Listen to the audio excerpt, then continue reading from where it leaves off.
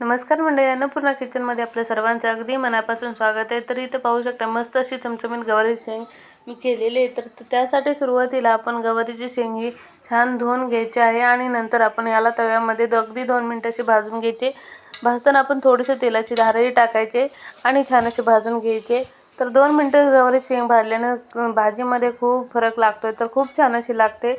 तर त्यामुळे आता मी अशी छान अशी भाजून घेतलेली। आता कढईमध्ये 2 पळी तेल टाकून मस्त असं आपण कांदा बारीक कट करून घेतलेला आहे का नाही तो टाकलेला आहे आणि छान असा तो भाजला की नाही त्यामध्ये नंतर जिरी, मोहरी, हळद टाकायची आहे आणि नंतर आपण जे लसूण खोबरं बारीक करून घेतलेलं होतं की नाही ते टाकायचे, थोडंसं टाकायचे, अगदी एक चमचा बरंसं। आणि ते छान असं भाजले की नाही नंतर आपण यामध्ये बारीक चिरून घेतलेला हा टोमॅटो टाकायचा। इथे मी अर्ध्या टोमॅटोचाच वापर केलेला आहे आणि अर्धा मी ठेवून दिलेलं आहे, कारण भाजी मला थोडीशी करायची होती की नाही त्यामुळे मी अर्धा टोमॅटो वापरलाय। तर आता टोमॅटो हे छान असं गळेपर्यंत अगदी भाजून घ्यायचं आहे आणि नंतर आपण त्यामध्ये मसाले टाकायचे। तर आता इथे मी धना पावडर टाकलेली आहे, अर्धा चमचा गोडा मसाला, अर्धा चमचा नाही अर्धी कमी त्यालाच चिमूटभर असं टाकलेलं आहे आणि नंतर असं मी कांदा लसूण मसाला आहे की नाही तो 1-1.5 चमचा असं टाकलेलं आहे।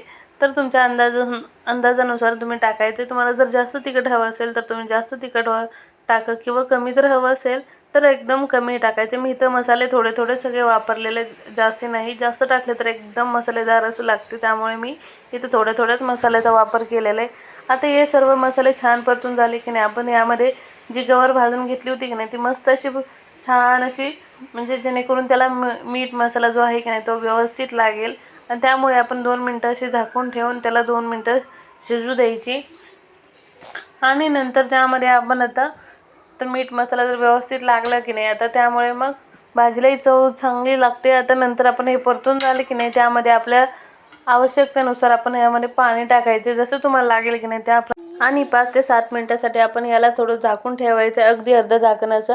आणि 5 ते 7 मिनिटानंतर आपण पाहू शकतो मस्त अशी आपली गवारीची शेंग शिजलेली आहे। तर यासाठी आपण मिडियम गॅसचा वापर करायचा आणि हे मस्त असं झाल्यानंतर आपण यामध्ये शेंगदाण्याचा कूट टाकायचा, अगदी 1-1.5 चमचा असं शेंगदाण्याचा कूट टाकून घ्यायचा आणि नंतर आपण 2 मिनिटं अशी छान अशी शेंग अगदी मंद गॅसवर शिजवून द्यायची आहे आणि नंतर पाहू शकता अशी रस्सादार अशी गवारीची शेंग तयार आहे आपली।